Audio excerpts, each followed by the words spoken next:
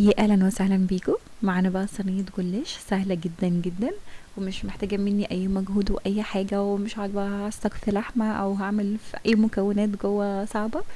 انا هعملها بس بكل حاجه جاهزه، يعني انا حرفيا مش هقطع غير فلفل بس.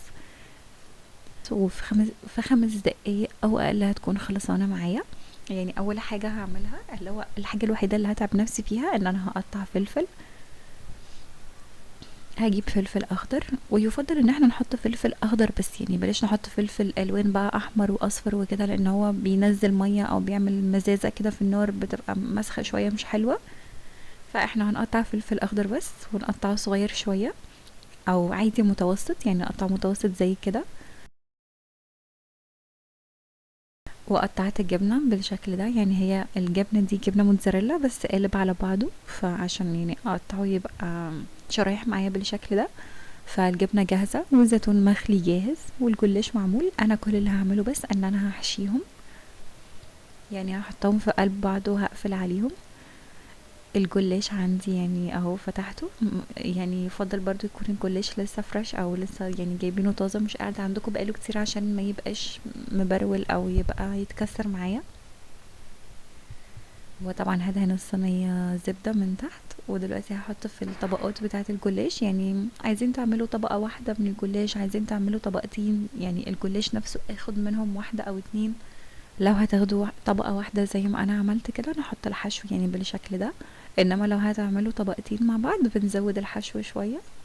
حطيت الجبنة والفلفل والزيتون يعني كده، وهبدأ بقى ابرمه كله مع بعض.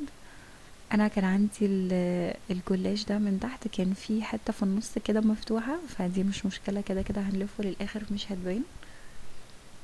وهعملها الجلاش، يعني شريحه الجلاش هسيبها بطولها، يعني مش هقسمه، يعني مش هعملها هلفها وبعد كده هقطعها لتلاتة مثلا فتبقى 3 صوابع.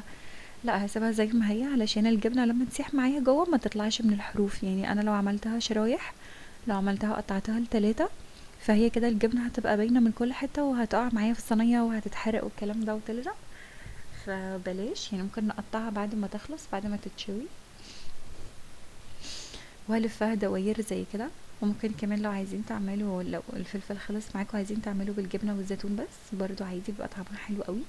عايزه اقول لكم الجلاش ده يعني احلى طعم بجد، ممكن تجربوه، يعني احلى من اللي باللحمه واحلى من اي حاجه تانية. بيبقى بالظبط زي البيتزا كده، او بيبقى طعمه حلو قوي، يعني لو جربتوه هتعرفوا بجد يعني ازاي طعمه جميل وتحفه، وهيطلب منكم كتير. عملته بالشكل ده اللي هو يبقى. دلوقتي خلصنا الكميه وعملناها كلها مدوره كده رولات حوالين بعض. هجيب بيضه وعليها معلقه صغيره بيكنج باودر وربع معلقه صغيره من الفلفل الاسود، وهدوبهم الاول مع بعض. انا حطيت معلقه قشطه، القشطه اللي هي يعني عايزين تحطوا اي قشطه عادي. انا حطيت القشطه اللي بتيجي على وش الحليب، حطيت منها معلقه. وهحاول ان انا ادوبهم كويس قوي مع بعض. هي القشطه للاسف كانت لسه خارجه من التلاجة، فهتلاقوها ماسكه معايا شويه. فهي كل ما تكون ماسكه كل ما هتحط على الجلاش يبقى عليه يعني إيه زي نقرشه كده لونها اغمق بسبب القشطه. فنحاول ان احنا ندوبها كويس على قد ما نقدر. قلبتهم كويس مع بعض قبل ما احط الحليب، يعني ده بيكون معايا اسهل، بيدوب اسهل. قلبتهم كويس ودلوقتي هحط الحليب. هقلبهم بقى تاني كويس. وطبعا بنكون حطينا ملح، انا حطيت معلقه صغيره من الملح، لان هو الجلاش يعني مش بيحتاج ملح كتير، عشان تفضل الجبنه الموتزاريلا بطعمها تبقى سايحه كده وحلوه، متبقاش طعمها سلطة قوي. دوبناهم مع بعض. ودلوقتي هنحطهم على وش الجلاش، يعني نحط عليه كميه كبيره عادي. هنفضي بقى الكميه كلها على الجلاش، يعني ما تقلقوش هو زيه زي التاني، يعني مش هيطرق او اي حاجه.